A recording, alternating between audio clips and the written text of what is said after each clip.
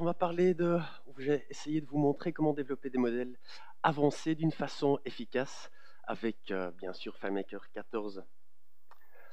Très court sur moi, je suis donc Andreas Lauwart, je travaille chez Lesterius. Je suis certifié 11, 12 et 13 et ça fait un peu plus que 5 ans, je pense, que je suis développeur temps plein temps. Donc notre but, ou le but de cette session aujourd'hui, c'est de montrer comment on peut atteindre un résultat maximal avec un minimum d'effort au niveau de notre IU, donc l'aspect purement visuel et l'expérience utilisateur. Sur la base de quelques règles d'or assez simples et testées. Avec tester, je veux dire, c'est des choses que j'ai implémentées plusieurs fois et que j'ai eu des retours, du feedback assez positif là-dessus. On va aussi analyser quelques-unes de nos habitudes quotidiennes en tant que développeur d'une façon critique. Et je vais essayer de montrer un maximum d'exemples concrets comme inspiration et référence. Tout ça en tenant compte de malheureusement nos réalités quotidiennes, limites budgétaires, limites en temps et une variété de systèmes opérants et d'appareils. En plus, les deux facteurs derniers sont très variables à long terme, donc en essayant d'anticiper cela aussi. Le contenu de cette session, j'ai 9 points que je veux parcourir avec vous. 4 points plus théoriques, 5 points plus concrets. Donc théorique, alignement entre rubrique et libellé, relation contraste entre action dans ce contexte c'est des boutons, notation et prévention d'erreurs, et la mise en page avec le ratio d'or, aussi peut-être connu comme la section d'or. Les exemples, comment être créatif avec des vues en liste, la section de navigation au bas, usage d'un panneau info-compte, on va voir ce que c'est, le principe de sélection dans les tables externes et la navigation popover. Ok, premier sujet, peut-être pas le plus sexy, mais quand même un très très important. Donc je parlais de 5 variants. Aujourd'hui, il y en a bien sûr plus. Donc l'alignement vertical, gauche horizontale, droite horizontale, alignement dans la rubrique et alignement en haut de rubrique. Premier, je vais parcourir ça assez rapidement. Alignement vertical, forme très classique, je pense qu'on la connaisse tous. Grand avantage, c'est la proximité entre le libellé même et la rubrique, et donc une interprétation assez rapide par l'utilisateur. La cohérence est assez claire aussi. Désavantage, c'est que ça consomme beaucoup d'espace vertical. Alignement gauche, horizontal, aussi une forme, je pense, assez connue. Avantage, c'est que c'est très lisible et assez, ou quand même plus économe en espace vertical que l'autre alternative qu'on vient de voir.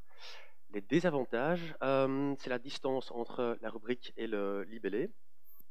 Et ça devient surtout problématique dans le cas des libellés calculés ou multilingues, où c'est beaucoup plus difficile à estimer la largeur maximale potentielle d'un libellé. D'une libellée, pardon. Alignement droite horizontale, aussi assez connu. Avantage, de nouveau, c'est la proximité entre le libellé et la rubrique, et de nouveau que c'est assez économe en espace vertical. Désavantage, c'est que c'est peu lisible, vu que la forme d'alignement du texte même varie, pas très lisible. Alignement dans la rubrique, je ne connais malheureusement pas le terme français. En anglais, ça s'appelle un placeholder, un nouveau élément qu'on a maintenant aussi depuis la version 14 à notre disposition. Avantage, très économe en espace horizontal et à la fois en espace vertical. Grand désavantage, c'est que le libellé disparaît après une entrée de données et donc l'utilisateur doit après faire appel à sa mémoire. J'essaie vivement, dans 90% des cas, d'appliquer ce mécanisme-ci, à l'exception peut-être des rubriques de recherche rapide, des rubriques Quick Search, comme on l'appelle en anglais.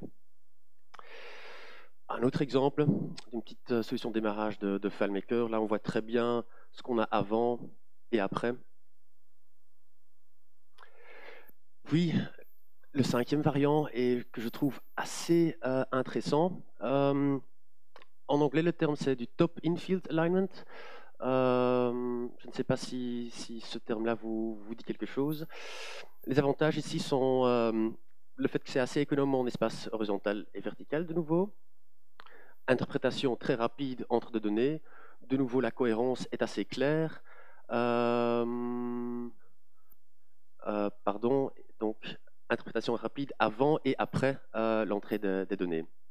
Le désavantage, en tout cas pour nous en tant que développeurs, c'est que l'arrondissement de nos coins, surtout si on veut inventariser ça dans des styles, ça devient un peu pénible ou sournois. Un exemple très classique du top infield, un petit formulier de mon aventure à Nouvelle-Orléans. Non, pas du tout.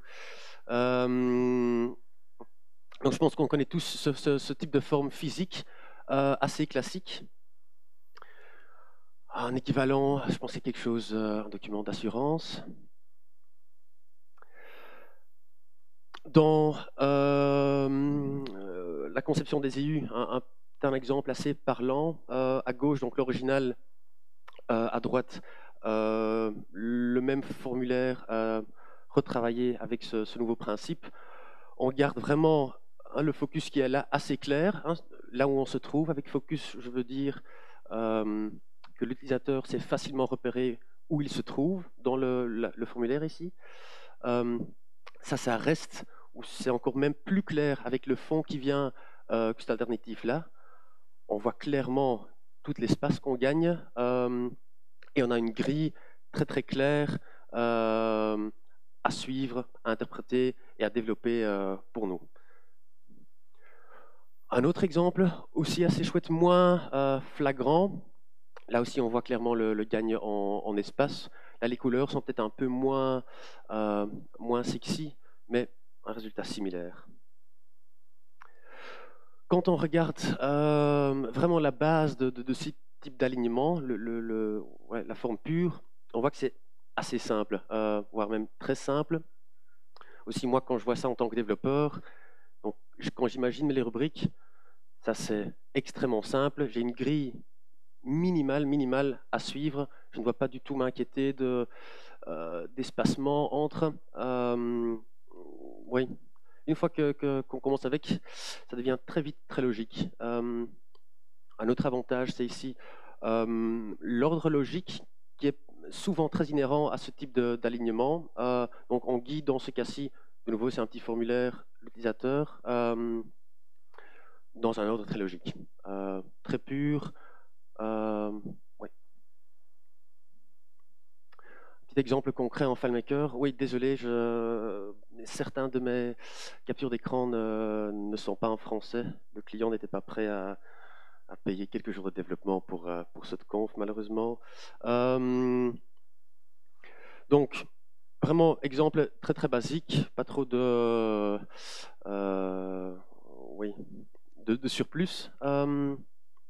Aussi, ce que j'aime beaucoup, c'est le focus dès qu'on se trouve dans une rubrique qui est très très claire, où je me trouve à chaque fois. Un autre petit exemple, c'est celui-ci. On le voit un peu moins bien sur le projecteur. Quand je compare avec cet exemple-là, où donc là les données cohérentes, donc les données qui forment une certaine famille sont vraiment dans des blocs mis ensemble. Ici, par exemple, j'ai joué avec la couleur de fond pour indiquer la cohérence entre données. Donc là, on commence avec du blanc, du bleu un peu plus pâle et du bleu un peu plus foncé, donc pour indiquer une hiérarchie et une cohérence entre les rubriques et donc les données qui sont dedans, bien sûr. Je vais montrer tout de suite un petit exemple concret aussi en FileMaker. Quand on fait une petite comparaison entre les formes plus classiques d'alignement, au niveau du balayage, avec cela je veux dire le balayage bien sûr avec les yeux, avant entrée de données et après entrée de données. Donc une fois que les données sont entrées, comment est-ce que l'utilisateur réagit, interprète le contenu. Donc on voit très bien que les formes classiques C'est assez lent, alignement dans la rubrique. Donc, ce que j'aime appeler le placeholder, désolé, le terme français m'échappe. Là, on voit qu'avant l'entrée, c'est assez modéré et après, c'est même très lent. Donc, l'utilisateur doit faire appel à sa mémoire, doit se souvenir sur base des données qui sont dedans, ou soit enlever les données, faire apparaître le libellé. Donc, loin d'optimal. Et là, notre dernière forme, alignement en nœud de rubrique, est assez rapide dans les deux cas. Toute petite démonstration.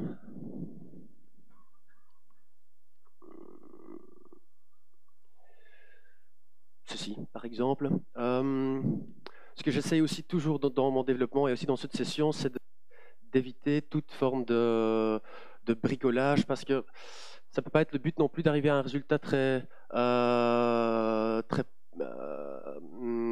agréable, mais que c'est à nous en tant que développeurs. Ce n'est pas le but de cette session, c'est bien sûr être le plus efficace possible. Donc, j'ai reçu pas mal de questions au début de comment cela se réalise, et en fait, c'est assez simple. Donc, ça reste deux objets, une rubrique, bien sûr, et un libellé. Et en fait, ce qui était un peu difficile au début, c'est donc le fait que quand je suis dans ma rubrique, je veux bien sûr toujours regarder mon libellé. En fait, c'est assez, voire très simple. Désolé, de nouveau, mon FileMaker était en français. Donc, le InFocus, oui, je ne sais pas comment ça s'appelle en français, mais donc c'est le quatrième, le dernier, l'avant-dernier état. Et en fait, là, je joue simplement sur l'opacité. On peut ajouter un chouette petit effet, mais donc c'est juste là-dessus, bien sûr, qu'il faut le définir une fois, puis on sauvegarde ça dans notre style et on peut le reproduire. Donc techniquement, je pense qu'on reste avec deux objets, ça reste assez, voire très simple à implémenter.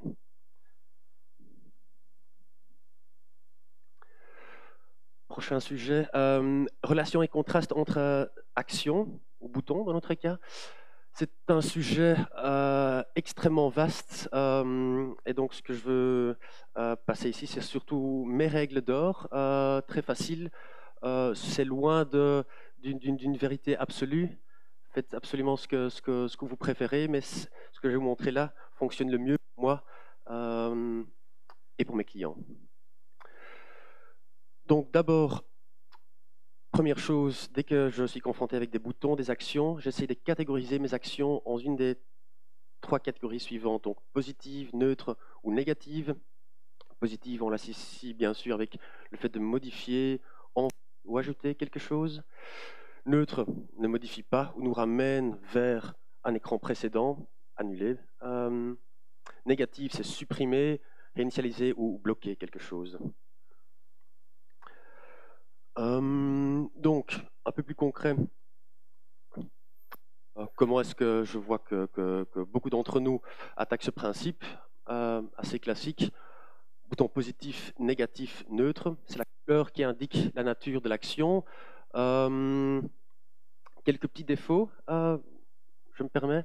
Donc chaque action a un contraste similaire. C'est que la couleur qui indique ou qui guide l'utilisateur vers une action. Et donc elle demande la même quantité d'attention. On pourrait beaucoup plus facilement peut-être appliquer quelque chose comme cela. Donc l'action positive a un contraste beaucoup plus élevé, très clair, c'est vers là souvent qu'on veut le guider, et donc l'utilisateur distingue tout de suite et très clairement l'action positive. Le focus est beaucoup donc moins sur toutes les actions négatives et neutres. On parle les deux. Contraste et utilisation d'icônes. Je suis à 100% sûr qu'on a tous déjà joué avec les nouvelles super icônes en SVG avec les 14. Je ne veux pas trop entrer dans ce sujet-là. Plutôt un peu parler plus globalement. Donc dès qu'on travaille avec des icônes, on a le choix soit de vraiment utiliser l'icône, les trois colonnes à droite, sous forme pure, sans sans brouillard autour, sans cadre autour. Euh, Parce qu'ici, on compare les deux. Donc ici, on constate qu'on a beaucoup de brouillard visuel autour de l'icône, et donc la forme uniforme de toutes les icônes ralentit l'interprétation par l'utilisateur. Le fait qu'ils soient tous carrés, je dois en fait faire une étape de plus. J'ai répertorié, ah, c'est un bouton grâce à la forme carrée, et deuxième étape, j'interprète ce que cela veut dire. Simplement mettre les icônes sans cadre autour.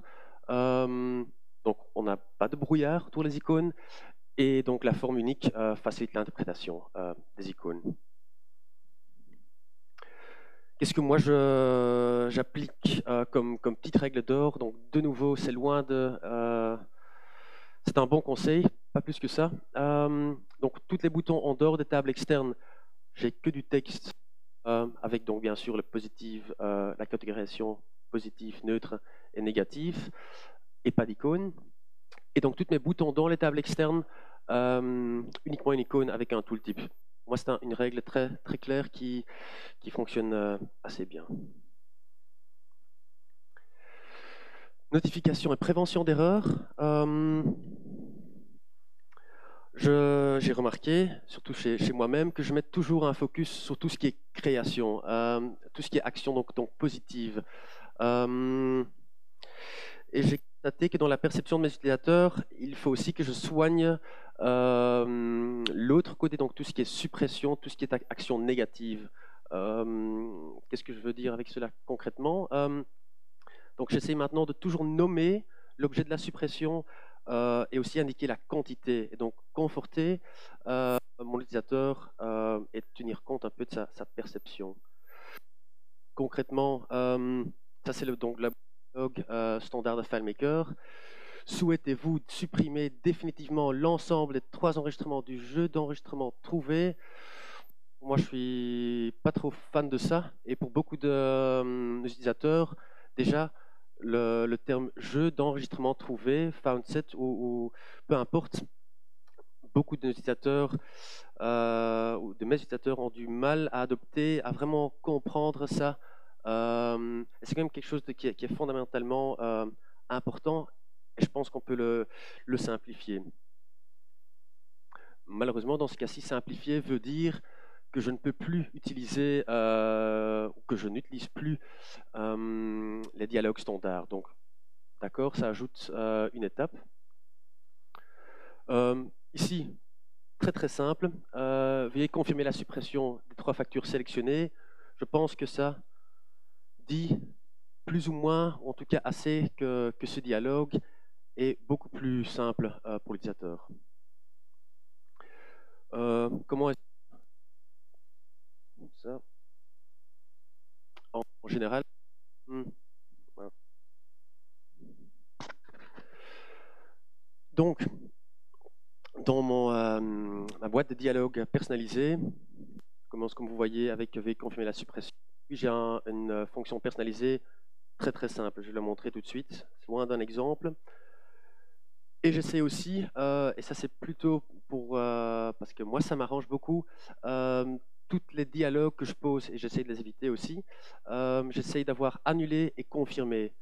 Donc une consistance dans les boutons. Je sais tout de suite. Oui, comment est-ce que je pourrais expliquer ça?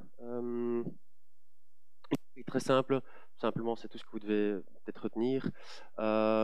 Chaque création, chaque suppression, chaque modification, je demande de confirmer, jamais de continuer. Vous pouvez bien sûr aussi utiliser continuer, mais j'aime bien appliquer une nomenclature très simple et très cohérente, parce que ça peut bien sûr pas être le but que ça nous rajoute plus de boulot. Qu'est-ce que cette fonction personnalisée fait? Elle fait vraiment en 2 minutes, loin d'un exemple technique. J'ai besoin en français, 3 choses, je pense. Je pense que ça s'appelle l'adjectif démonstratif, le ce, cet, etc. J'ai bien sûr besoin du nombre, peut-être pas si mon nombre d'enregistrements trouvés est égal à 1. Et puis le texte, donc facture, en pluriel, etc. Je pense qu'on sait tous écrire quelque chose comme ça en en question de quelques minutes. Donc ce calcul, loin d'un exemple à suivre. Donc ça c'était un peu une notification d'erreur, comment j'attaque ça d'une façon, je trouve quand même cohérente et agréable pour moi et l'utilisateur. Troisièmement, la prévention. Avec prévention dans ce cas-ci, je veux surtout dire le formatage conditionnel. Donc on a bien sûr le couleur de texte, couleur de fond, des outils qu'on a à notre disposition. Et récemment, j'ai essayé de jouer avec le couleur du contour. Et on va tout de suite voir pourquoi. Cet élément a quelques aspects intéressants. C'est une petite capture d'écran d'une appli iPhone. De nouveau, malheureusement, c'est en néerlandais. C'est la deuxième rubrique onderdeel, ça veut dire pas très important. En fait, la rubrique ne peut pas être vide.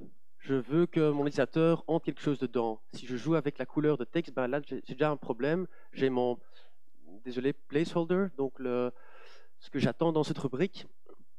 Et donc déjà là, ma couleur de texte, ça ne joue pas. Je n'ai aucune indication. Ça, déjà un peu mieux. Couleur de fond, mais je trouve ça c'est très invasif. C'est difficile à trouver quelque chose qui va bien avec mon placeholder, le texte derrière. Ça, non, je ne suis pas d'accord avec ça. Autre alternative assez simple et je trouve assez pure aussi, c'est donc le couleur de contour.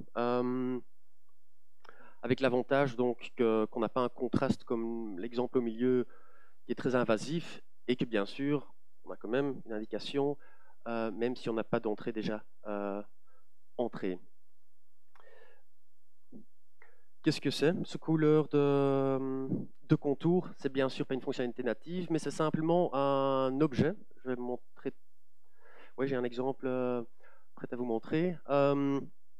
C'est vrai, ça ajoute un deuxième objet qui n'est pas idéal.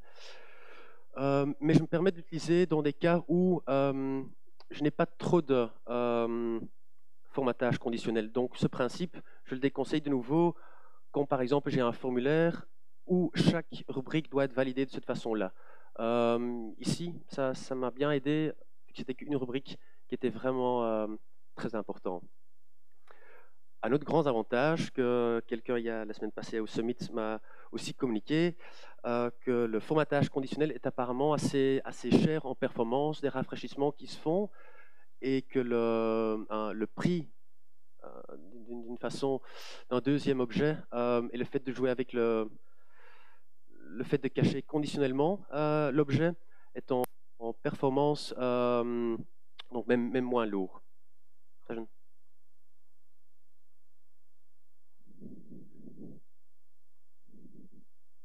Je n'utilise pas. Je vais vous montrer tout de suite. Ça va devenir très clair. Voilà. Non.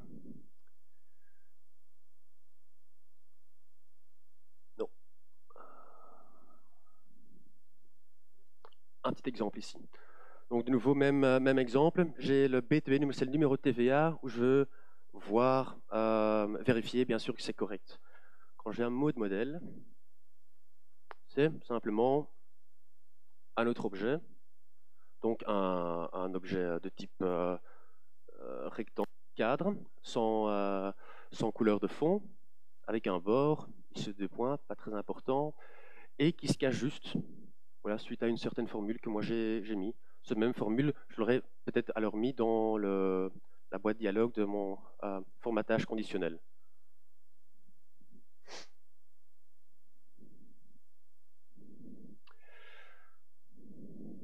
Donc là, de nouveau, vous allez voir que, imaginons que je devrais faire une validation similaire sur beaucoup plus de rubriques sur ce formulaire, ça aurait été déjà peut-être beaucoup moins agréable. On peut travailler par exemple avec un astérix, un petit élément visuel, aussi très connu cet astérix, parce que dans ce cas-là, la couleur de fond ne joue pas du tout non plus. Donc voilà, essayez de réfléchir ce qui fonctionne pour vous. La couleur de contour était un exemple. Le fait de faire apparaître un astérix peut bien sûr aussi faire le boulot.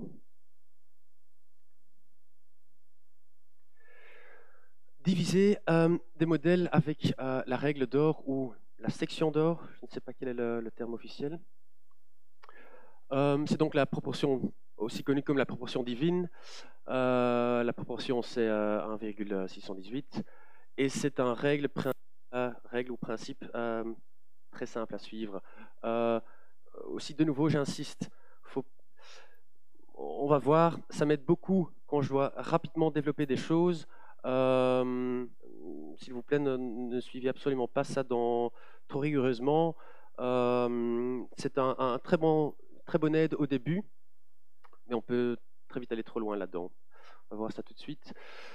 Donc, pour ceux qui peut-être connaissent pas les règles d'or, assez connues de certaines œuvres d'art, le Mona Lisa, c'était peut-être un exemple que j'ai voulu éviter.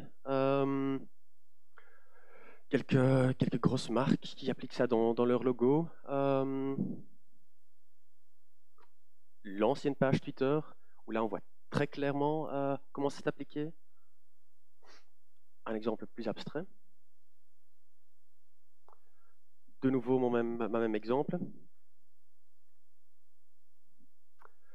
Donc ici, un projet où, comme malheureusement beaucoup de mes projets, je n'ai pas un pourcentage assez large. Et donc l'aspect design doit quand même avancer un tout petit peu. Donc j'ai simplement appliqué cette grille, donc cette section d'or, pour très vite diviser mon modèle, tout de suite avoir quelque chose qui visuellement est très agréable et ensuite pouvoir partir sur cette piste-là. Donc en mode modèle, je vais tout de suite aussi montrer l'exemple concret. C'est un PNG qu'on trouve sur le site qu'on connaît tous, Google. Je l'insère dans mon modèle et ça me crée les grandes lignes. On peut appliquer bien sûr, comme Yann a fait une super démo, des grilles, aussi une alternative qui nous aide beaucoup. Voilà, j'ai ici choisi de montrer cet exemple-là. Ça fonctionne plutôt bien sur iPad. L'iPad et bien sûr tous les produits Apple sont aussi très profondément basés ou inspirés de cette section d'or. Quand j'ai beaucoup de temps et l'envie, je termine aussi à donc j'ai mes différents zones, blocs, et je les attribue donc des dimensions. Ces dimensions-là, c'est les dimensions que je vais essayer de me limiter uniquement à ces dimensions-là pour toute objet visuel que je vais appliquer dans mon modèle. Donc, barre de navigation, rubrique, libellé, toutes les dimensions et surtout bien sûr les plus petits. Je vais me limiter à ces dimensions-là. Je vais essayer en tout cas. Donc, pour très vite revenir.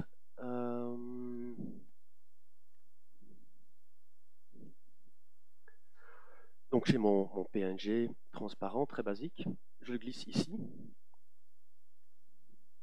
Et vous allez voir, c'est une technique assez artisanale. Donc je groupe ça, je mets ça en avant.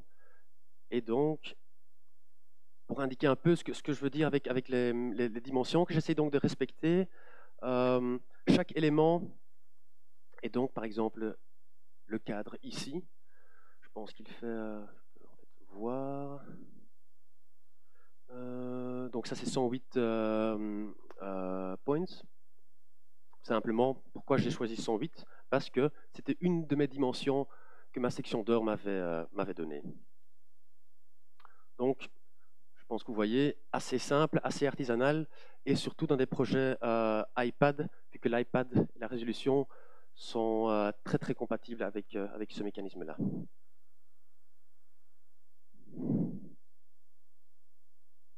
Des images, par exemple. J'ai ça de côté. On peut trouver ça sur Google très facilement.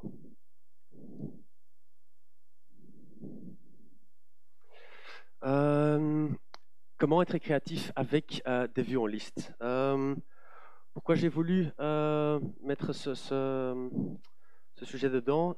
C'est que je pense que comme beaucoup d'entre nous, on m'a formé dans le Stramine, la façon de faire très classique, quand je commence un nouveau module, une nouvelle application, j'ai une vue formulaire et une vue liste. J'étais éduqué comme ça, merci pour ça d'ailleurs, mais je constate quand même de plus en plus que cette vue liste, pour beaucoup de mes clients, j'ai un client récemment, je lui ai développé, je pense, il y a 6 mois, une application, et il me demande, ah, cette vue liste, Andreas, en fait, on avait fait ça pour quelle raison? Euh, oui, j'ai pas trop de bonnes réponses, oui, parce que c'est toujours comme ça. Ensuite, les clients sont malheureusement aussi souvent assez ingrats. On leur donne une vue liste. Oui, les colonnes, je ne peux pas trier là-dessus. Hein, ils sont habitués à plein de fonctionnalités. Oui, monsieur, je peux bien sûr vous développer ça, mais une tri dynamique sur toutes les listes, faut quand même, c'est pas quelque chose que j'ai fait en 5 minutes. Donc, déjà une vue liste, il y a pas mal de petits détails qui viennent avec, et les petits détails qui sont assez coûteux en temps, notre temps. Donc, si quand même on doit développer une vue liste, j'essaie aussi d'un peu les animer, pas juste animer pour le fait d'animer, mais de les rendre un peu plus parlants. Je pense qu'il y a beaucoup plus à faire avec nos vues listes que juste montrer une liste de données. Par exemple, et avant que je commence, je dois encore ajouter un truc, les 5 points suivants. Je sais qu'il y a beaucoup d'entre nous qui sont très forts en mesurer tout ce qui est performance. Il y a énormément de critiques à donner sur ce que je vais dire maintenant. Donc, en tout cas dans le cadre de performance, beaucoup des choses que j'ai proposées ici, il ne faut pas les appliquer sur des tables avec 10 000, 20 000 enregistrements. Par contre, une liste de nos contacts avec 600, 700 contacts, quand même déjà pas mal. J'étais d'ailleurs qu'une grande partie de données, les contacts, toujours en tête que c'était des milliers de contacts. Souvent, c'est quand même beaucoup moins. Voilà, cela dit. J'essaie de pré-trier les données lors du chargement de vue liste pour rendre l'ordre un peu plus logique que juste l'ordre de création par défaut. Ici, par exemple, un exemple d'une vue liste des contacts, très simple aussi. Donc le client me demandait, oui, mon adresse, c'est des contacts. Pour moi, c'est logique que c'est alphabétique. Effectivement, j'avais pas réfléchi à ça. J'avais fait donc sa vue liste classique avec des sous-chapitres. Il trouvait ça assez invasif et il dit oui, mais cette lettre, comme iOS, comme Android, comme beaucoup de plateformes maintenant le font, c'est juste une lettre avec un calcul assez simple. J'ai donc remplacé mes sous-chapitres par simple, donc une lettre avec une couleur un peu parlante. De nouveau, vous voyez, ce n'est pas un résultat de quelques jours de travail, ça reste assez simple, pas beaucoup d'éléments. Adapter le jeu trouvé en fonction de l'utilisateur, par exemple son département, sa fonction. Si on travaille pour un client qui a des divisions dans plusieurs zones et on travaille sur un même fichier, très souvent la première chose qu'il va faire, c'est effectuer une recherche, soit via un bouton ou pas, de voir juste les données qui lui concernent. Ça c'est quelque chose que, surtout en mode liste, je trouve que ça a un chouette résultat de juste montrer ce qu'il a besoin ou ce qu'elle a besoin en question. Des vues listes peuvent être facilement être équipées d'une visualisation de données. Visualisation de données, dans ce contexte-ci, c'est un mot très cher pour une graphique. Donc, je trouve un très bon endroit. Par exemple, ici, j'ai une liste de factures. Pour la rendre tout de suite un peu plus parlant, je montre une graphique sur l'entièreté des données dans la table. Donc, tout de suite, j'ai un aperçu très clair. Voilà où j'en suis avec ma facturation. On peut bien sûr appliquer ça aussi sur le jeu trouvé, les enregistrements que je suis en train de consulter. Mais là, malheureusement, on arrive souvent avec une graphique qui ressemble à rien si on fait une recherche qui n'a pas trop de sens. Donc, j'essaie quand même d'éviter ça. Et juste, moi, j'ai pris l'initiative de lui montrer cette vue-là. Aussi, une graphique FileMaker, très simple avec du SQL. Oui, on parle loin d'heures de travail. Un autre exemple ici, Aussi, exemple très vite, le client voulait un tableau de bord et en analysant un peu ce qu'il avait besoin, bon, un tableau de bord est cher, euh, souvent. Je dis, OK, est-ce qu'on peut pas essayer juste en visualiser les données sur la vue liste? Dans ce cas-ci, c'est de nouveau, c'est en fonction des jeux trouvés. Donc voilà, ces deux graphiques, le client m'a indiqué que c'est ça qu'il lui fallait. Et je trouve que la vue liste est un endroit assez, oui, assez correct pour placer des graphiques comme ceci. Et de nouveau, ça rend ce modèle quand même un tout petit peu plus parlant, un petit peu plus sexy. Hmm. Utiliser des rubriques de type récapitulatif comme indicateur additionnel, ça je pense qu'on fait quand même pas mal. Par exemple, ici, un bijoutier. C'est surtout voilà, tout ce qui est l'aspect, bien sûr, financier qui lui intéresse. Il voulait faire des rapports, mais en fait, finalement, il ne lui fallait pas des rapports, il voulait voir des chiffres. Combien, dans cette marque-là, plein de petites choses rapides, et j'avais un peu compté 12 rapports individuels, et en fait, c'est ça qu'il lui fallait, c'est les chiffres. Et s'il veut, il peut même imprimer, parce que ça, c'est donc l'élément de navigation de haut et de bas, et donc ça se n'imprime pas. Et en fait, ça se comporte, ça s'imprime plutôt bien. Et puis, dernier exemple, dernier point, c'est est-ce qu'on peut pas de temps en temps combiner une vue liste et vue formulaire? Je pense qu'il y a un an, il y a Todd Geist de chez Seedcode qui a sorti une démo, le Master Detail. Vous pouvez le retrouver sur le site Modular FileMaker, où il utilise Virtual List pour mettre quelque chose en scène. Ça à côté. Par exemple, donc, je vais montrer quelques exemples avec ce que moi je comprends avec une combinaison entre vue liste et formulaire. Je pense qu'on est assez habitué à ça. Exemple iTunes, la partie à gauche, oui, à gauche, c'est notre liste. Donc ça montre dans ce cas-ci tous mes albums, tous mes artistes, et le détail à droite. Mail, exemple assez similaire. J'ai une liste de mes mails et j'ai le détail, le contenu à droite. Donc je pense que cette forme d'interagir avec des interfaces, on le fait déjà assez souvent. Concrètement, en FileMaker, ici c'est le module des contacts. Je montre le détail de l'IDA ici et toutes mes contacts là de ce côté-là. Ici, j'ai juste appliqué une relation vers la même table cartésien. De nouveau, ça fonctionne plutôt bien. De nouveau, quand on est confronté avec 16 000 contacts, c'est quelque chose de nouveau à éviter. Aussi, le fait de ne pas trop utiliser du formatage conditionnel dans ce table externe, tout ça, ça aide aussi à le rendre un peu plus léger et oui. Là, de nouveau, peut-être l'exemple qu'on a déjà vu plusieurs fois. Aussi là, à gauche, je montre toutes mes données. Par exemple, ici, Colruyt, c'est une chaîne de supermarchés et il doit faire du boulot routineux, oui, routineux, pour plusieurs fiches l'un après l'autre. Et donc, ils aiment bien voir visuellement, OK, je travaille pour cette marque-là, et donc ils peuvent défiler facilement sans perdre de vue l'ensemble de données avec lesquelles ils travaillent. Section de navigation haut et bas, ça très court, plutôt un tout petit peu d'infos. C'est donc le nouveau élément qu'on a depuis la version 14. Quelque chose à retenir, ça ne s'affiche pas en mode prévisualisation.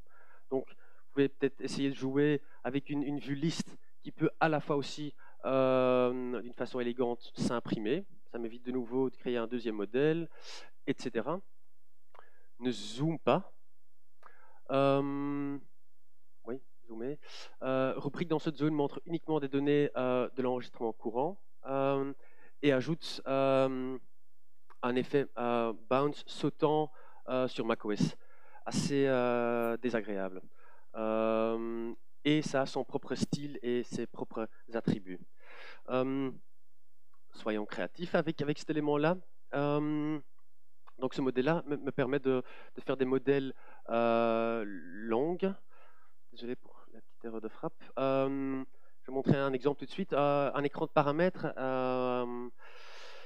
fonctionne plutôt bien avec ce type d'éléments. Et surtout sur tout ce qui est iOS, utiliser cet élément-là.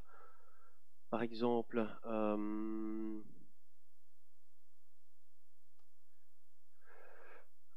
petit écran de paramètres. Avant, c'était un écran avec des onglets, des tabs différents, assez lourd, beaucoup d'éléments, et je voulais un peu épurer cela. Donc, suite à la sortie de la 14, j'ai un peu joué avec ça, et donc maintenant, c'est différents cadres, très sobres, très simples, aussi à maintenir, à développer. Et donc ici, ça ne gêne pas, je trouve, qu'on ne voit pas tout de suite l'entièreté de ce qu'on a. Ça invite à scroller. Un petit détail, c'est quand on applique ça, il faut que l'utilisateur ait une indication qu'il peut défiler. Donc ici, par exemple, cela m'a dit, OK, j'ai encore les paramètres de mes factures, parce que je l'ai mis exprès comme ça. Si on fait... non. Ça, c'est déjà beaucoup moins clair. Pardon. Donc, quand vous appliquez ça, assurez-vous que vous avez une indication que l'utilisateur peut aller un peu plus loin.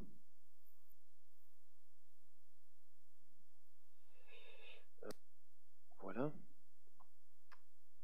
Usage d'un panneau infocompte. J'ai nommé cet élément comme ça parce que je n'ai pas trouvé un nom officiel, mais je pense qu'on le connaît tous. C'est donc l'élément à notre droite. J'appelle un panneau infocompte. Un élément de nouveau très très connu, très logique je pense, pour nous tous et pour nos utilisateurs, et dans lequel on peut stocker, regrouper quelques actions récurrentes, souvent tout ce qui est paramétrage, etc. Un autre exemple, je pense qu'on connaît tous ce genre d'éléments. En FileMaker, l'élément popover est bien sûr un candidat idéal pour cela. Ici, c'est un outil interne où j'ai des Q&A, des formulaires à remplir. Je vois combien je dois encore remplir. Je peux changer mon mot de passe, faire un logout. Bon, ici, un exemple très basique. Là, la même chose. Là, en tant que développeur, donc on peut bien sûr être créatif avec ça. Je vais voir mon compte, ma version de FileMaker, faire un relogin, changer de mot de passe. Quelques actions où je veux quand même qu'il soit sur le modèle, mais je ne veux pas qu'il y ait un bouton toujours visible pour cela. Un autre exemple ici, c'est donc quand je clique là en haut sur mon avatar ou mon nom de compte, je vois un petit rappel d'à quoi je ressemble, mon nom. Je peux montrer mon planning. Déjà un exemple plus, je pense, plus parlant, mes tâches à faire, des choses comme ça. Aller vers les préférences, modifier mon mot de passe et se déconnecter. Donc le popover est un élément, un candidat super pour cela. De nouveau, on parle d'un seul élément, copier, coller sur les modèles. Je pense qu'on adore tous ce mot copier-coller, surtout si on parle d'un seul élément. Propriété, donc c'est un élément graphique connu, facile à implémenter, donc à développer, à concevoir une seule fois, et donc l'élément popover est idéal. Qu'est-ce que je conseille de placer comme action? Des actions généraux, récurrentes, fermer l'application, etc., modifier son mot de passe. Ça aussi, le fait de pouvoir fermer l'application ou modifier son mot de passe, c'est des actions que l'utilisateur il connaît. Bon, c'est une étape de script qu'il faut prévoir. Ça, oui, ça. Comment expliquer ça? Oui, c'est des actions qui lui confortent, oui, surtout le fait de modifier son mot de passe. Bon, je ne vais pas trop passer de temps là-dessus, mais surtout, par exemple, afficher mes enregistrements, montrer des choses qui sont pour moi importantes, que je vais pouvoir accéder depuis partout, mais je ne veux pas qu'il y ait un bouton sur chaque modèle, montrer mes tâches sur le détail de mes factures, par exemple. Ça n'a pas vraiment de sens là, mais je veux quand même pouvoir y accéder depuis n'importe où.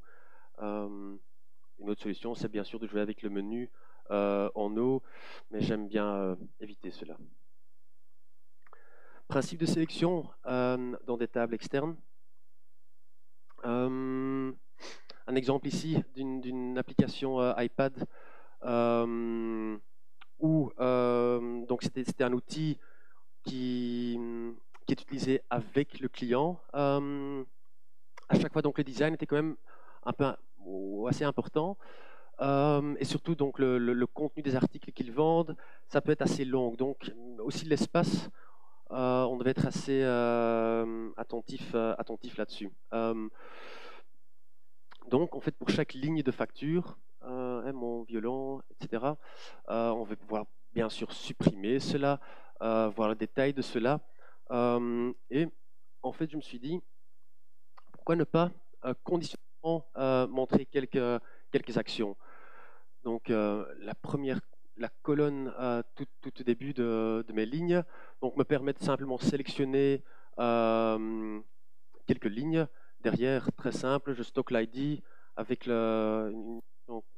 personnaliser le add remove qui est assez connu, je pense. Donc, je stocke quelques ID dans une globale et dès qu'il y a une valeur dans ma rubrique globale, j'affiche des actions, ici sous forme d'icône. Donc là, je peux voir sous forme liste ou détail si j'ai sélectionné mon article, ou soit je peux supprimer les lignes. Et donc, j'ai gardé quand même pas mal de place parce que j'en avais besoin pour le nom de mon article, les prix qui peuvent quand même être assez élevés, etc. Le client était emballé avec les résultats. Un autre exemple ici, où je peux donc sélectionner certaines choses. Donc, le pourquoi. Des tables externes qui contiennent beaucoup d'éléments peuvent contribuer à un sentiment d'inconsistance. Quand on défile d'enregistrements, et donc chaque enregistrement n'a bien sûr pas le même nombre d'enregistrements liés, il y a beaucoup de choses qui bougent. Tous ces boutons qui ont souvent une couleur, je pense qu'on peut facilement donc éviter cela. Les tables externes qui contiennent beaucoup d'éléments donc augmentent bien sûr le nombre d'éléments visibles. Et je trouve ça difficile ou pas très agréable à garder consistant au travers de notre application.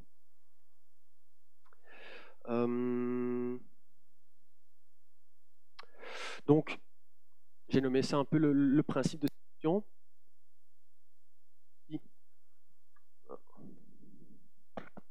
Il réduit le désordre et le nombre d'éléments sur l'interface et est assez simple. De nouveau, beaucoup moins d'éléments à chaque fois reproduire sur chaque modèle. Petit exemple.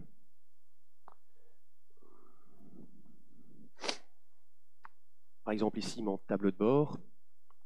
J'ai quelques factures que je peux sélectionner. Je peux bien sûr sélectionner tout. Sélectionner tout. Il y a des actions qui s'affichent ici sous forme de texte. Assez simple. Dans le détail, par exemple, de ma facture. Donc là, ce qu'on vient de voir, un peu le résultat. Aussi donc un élément, je pense, assez connu pour l'utilisateur. Oui.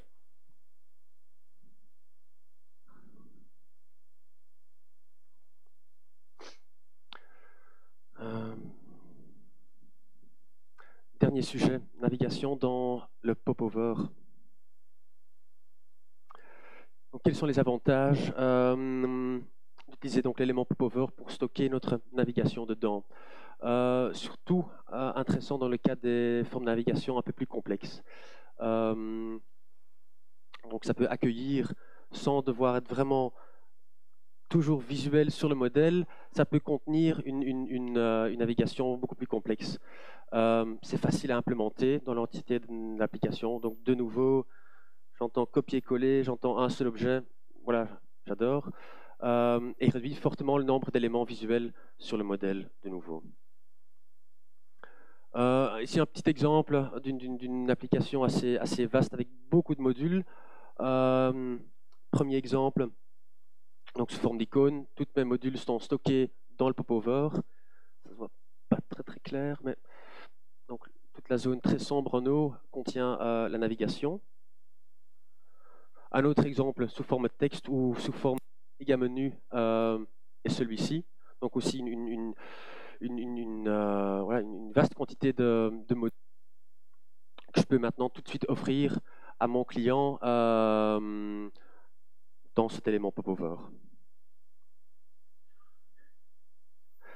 Nadelen, pardon, c'est les inconvénients, merci. Des popovers et des claviers mobiles ne sont pas une bonne combinaison. Je ne sais pas si vous avez déjà beaucoup travaillé avec des popovers et des claviers dedans. Ça se comporte très bizarrement et extrêmement désagréable. Donc quand même, faites attention à ça.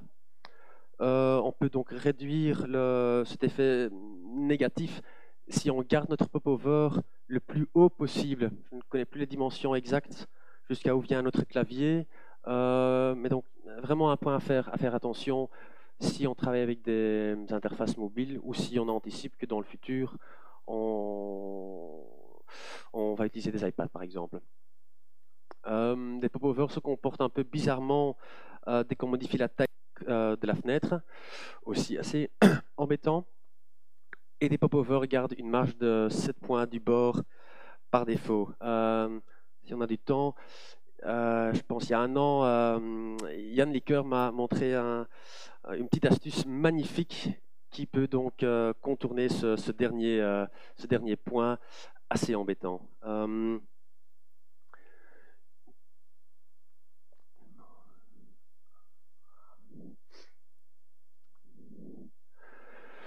Par exemple ici, vu formulaire, j'ai mon menu ici, donc un popover transparent dans ce cas-ci, quelques gros boutons très clairs avec icône et donc on voit, je pense, déjà parmi l'effet visuel que c'est vraiment un popover native qui est donc simplement transparent. Pour mettre en œuvre, de nouveau, extrêmement simple. Un autre exemple que j'aime beaucoup. Ah, j'ai joué avec. Désolé. Donc de nouveau, j'ai déjà montré un tout petit peu comment ça fonctionne. De nouveau un popover, mais qui est assez, je trouve, assez clean, un effet élégant, pas un slider, donc un objet qui est toujours présent, qui me bloque dans mon développement, parce qu'on pourrait donc bien sûr avoir cette zone sombre avec un slider, et donc je navigue vers le deuxième panneau, mais ça voulait dire que j'ai toujours un élément qui vient me gêner au-dessus. Donc, très embêtant ça. De nouveau assez simple.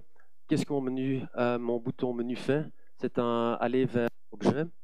Il va aller vers quel objet? Un popover qui est caché juste là. Que je mets ici en rouge pour que dès que j'ai un mode modèle, que je sais très clairement où il se trouve. Là, donc, on voit clairement le petit bord qui est de 7 ou 8 points. Et donc, la petite astuce que vraiment j'adore, et donc peut contourner cela. Donc, je vais peut-être montrer.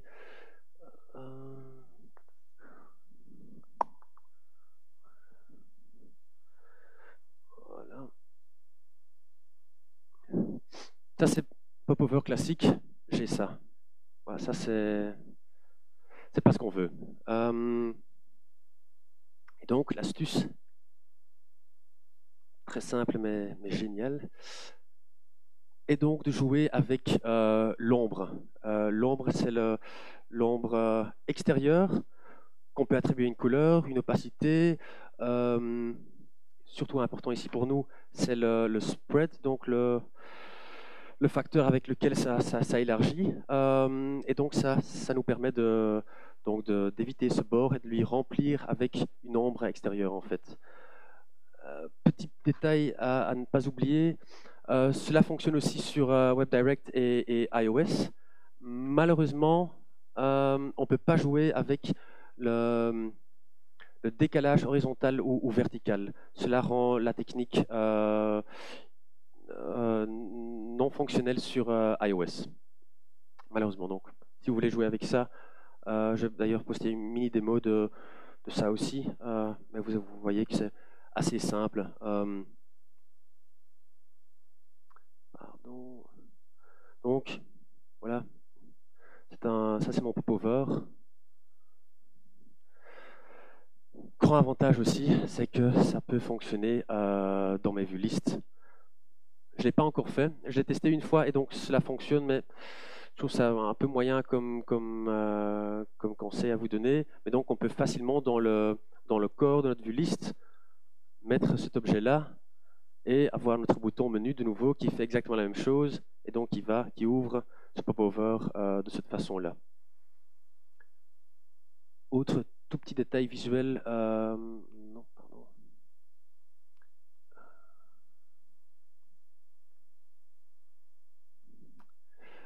C'est donc le fait que mon popover respecte aussi donc la zone de navigation de haut. Donc ma zone ici, le top navigation en anglais. Et donc mon popover ne dépasse pas ça. Je trouve ça comme effet assez clean, assez propre, que c'est comme ça. Et donc la même chose pourrait se reproduire en bas de l'écran.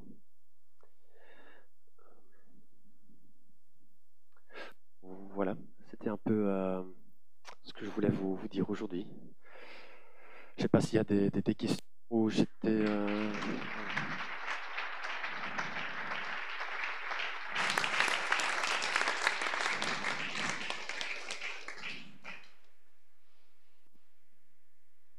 Parfait, tout était clair.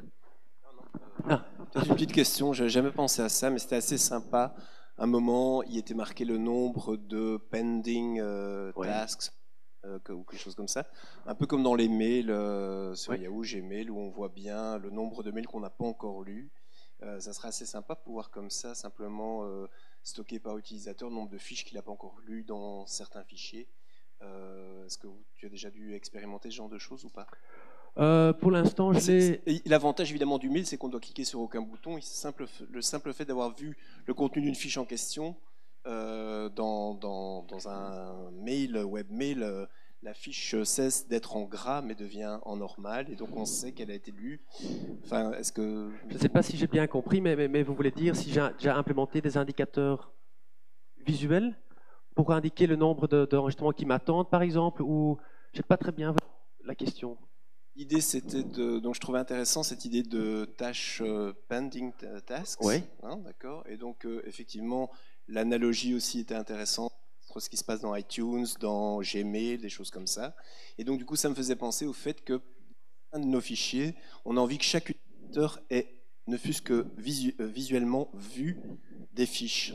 Et qu'on pourrait, comme dans un logiciel mail, garder Oui. le nombre de fiches non vues, mais simplement il faut stocker ça par utilisateur, voir ce qu'il a vu, et simplement, même sans avoir cliqué sur quoi que ce soit, mais rien qu'avoir visualisé la fiche, il faudrait qu'on stocke ce genre de choses. Donc la question était de savoir si tu avais dû faire ça dans un de tes Je n'ai pas développements. encore fait ça, c'est une super idée. La seule chose, est-ce que ça ne demande pas qu'on applique un déclencheur de script?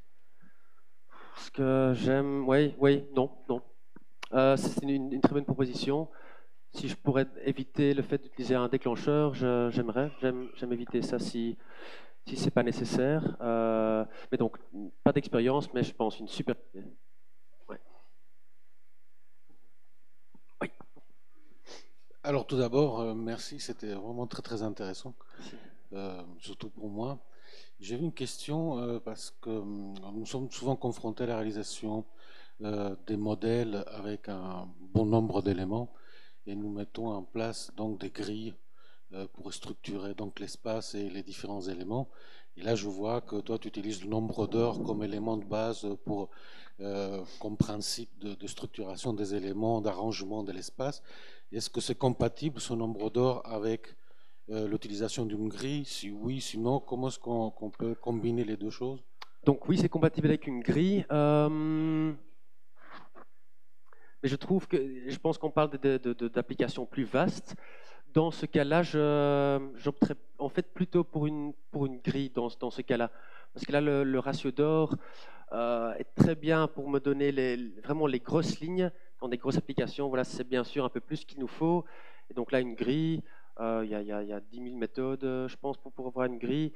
Là, je ne les compte pas, mais je me limiterai euh, effectivement à la grille. Peut-être oui, les très grandes lignes diviser vraiment le plus basique. Ça peut-être s'inspirer un tout petit peu, mais pas le pousser trop loin, je dirais. Ouais. Merci.